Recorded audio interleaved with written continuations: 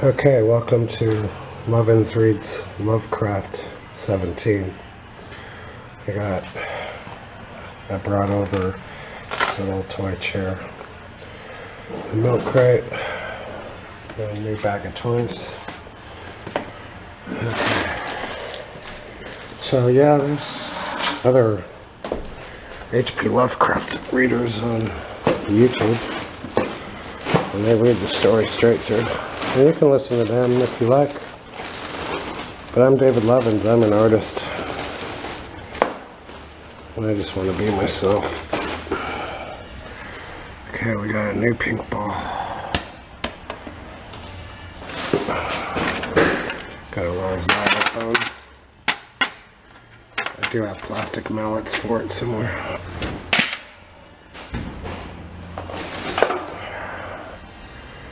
And this little angel bear just goes there. I have his friend. He has a hat.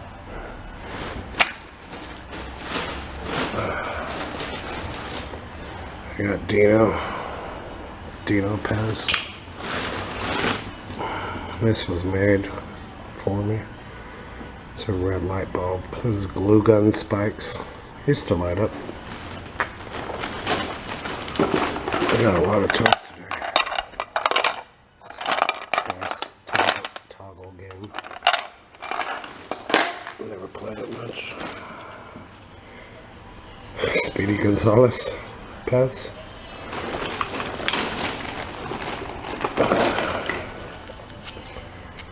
$31 flavors.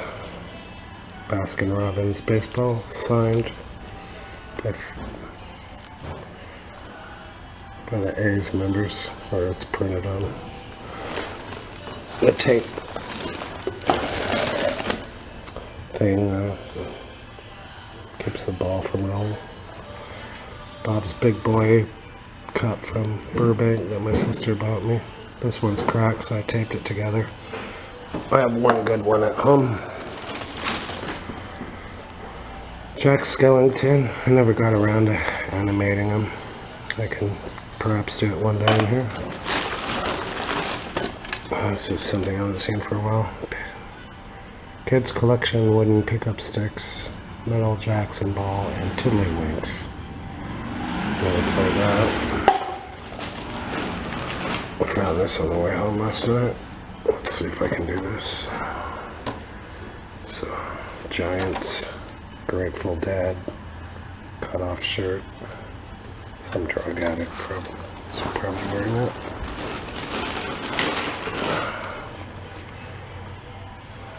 Pumpkinhead Pez.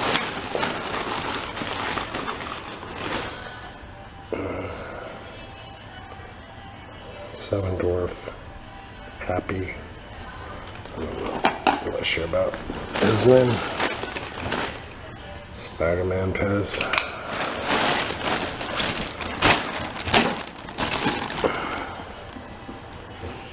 Clownhead Pez. Buddha.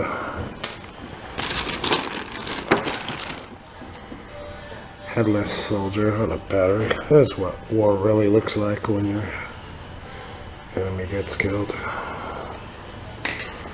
It's not glossed over like in Star Wars. Goes on a little car.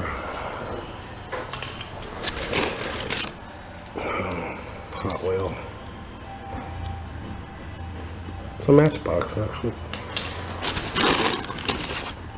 Motorcycle. I like toy motorcycles. I'd never ride a real one. Dangerous. People get hurt. It's a little plastic gem. Alright, we've already done 4 minutes. Show and tell. Let's get to the Lovecraft. I wonder where I am.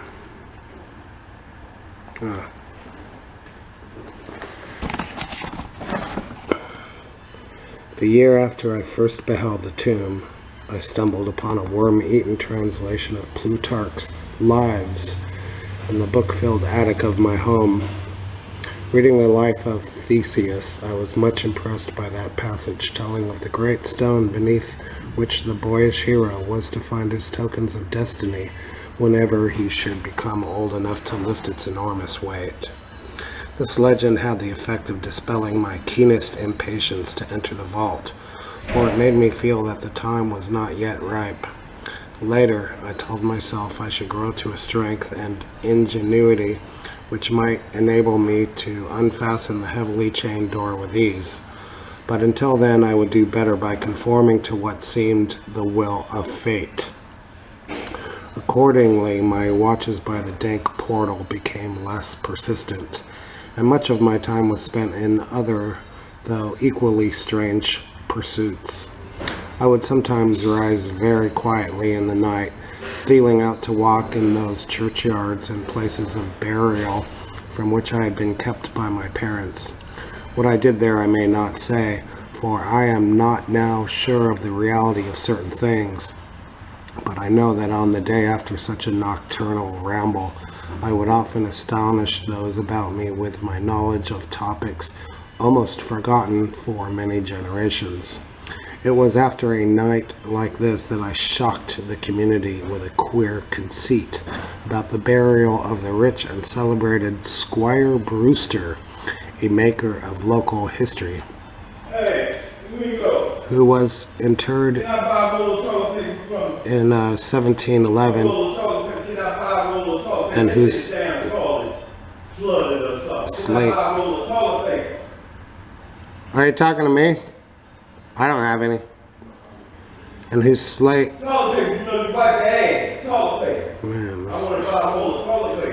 And whose slate headstone, bearing a graven skull and crossbones, was slowly crumbling to powder.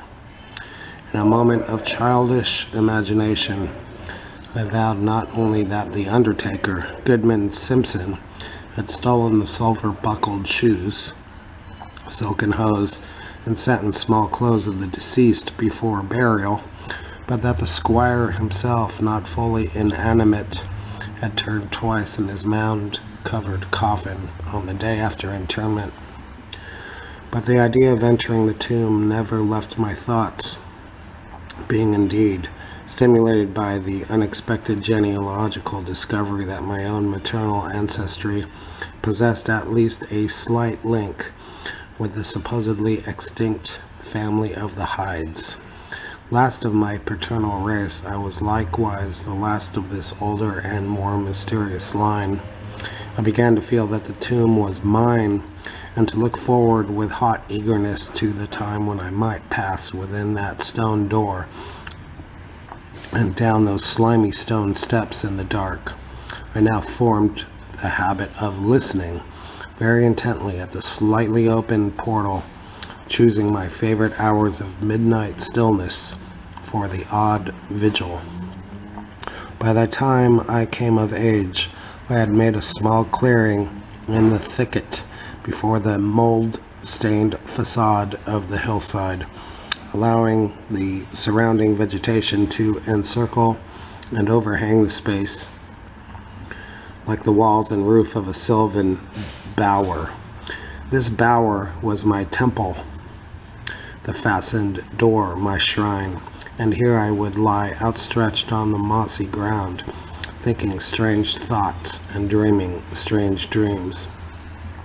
The night of the first revelation was a sultry one. I must have fallen asleep from fatigue, for it was with a distinct sense of awakening that I heard the voices. Of those tones and accents I hesitate to speak. Of their quality I will not speak, but I may say that they presented certain uncanny differences in vocabulary, pronunciation, and mode of utterance.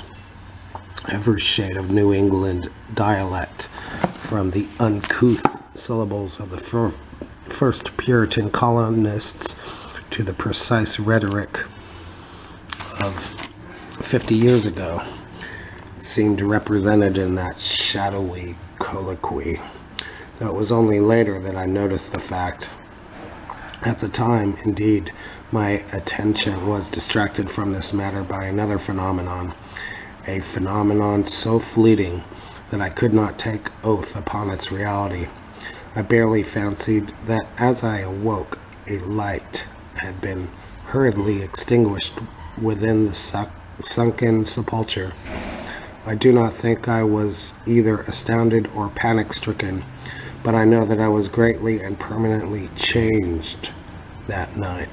Upon returning home, I went with much directness to a rotting chest in the attic, wherein I found the key which next day unlocked with ease the barrier I had so long stormed in vain. It was in the soft glow of late afternoon that I first entered the vault on the abandoned slope.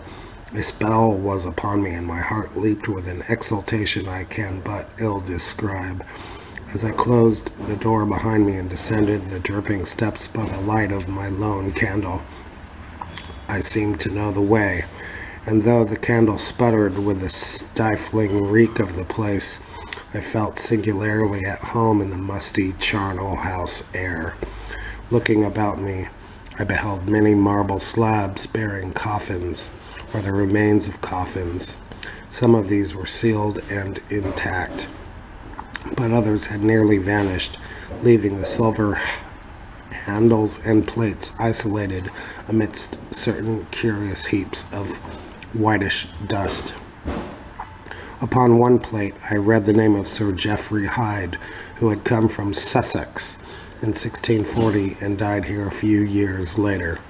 In a conspicuous alcove was one fairly well-preserved and untenanted casket, adorned with a single name, which brought to me both a smile and a shudder. An odd impulse caused me to climb upon the broad slab, extinguish my candle, and lie down within the vacant box. Alright, that's good for today. Let's see. One other thing I wanted to do. I've talked about specific words that Lovecraft favors or that have his personality or reveal something about Lovecraft. And the word of the day is folklore.